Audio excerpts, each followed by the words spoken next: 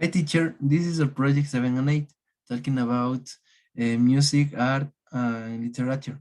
Enrique Iglesias, I have listened to his songs. He has a very good voice. I think to singing, he also knows how to play the guitar. He likes to watch Bugs Bunny cartoons and compose his own songs. Enrique was born in Madrid in 1975. He has been singer since 1995.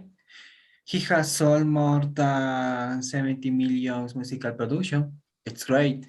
The song Bailando was composed and sung by Enrique Iglesias. This was the best song of 2014.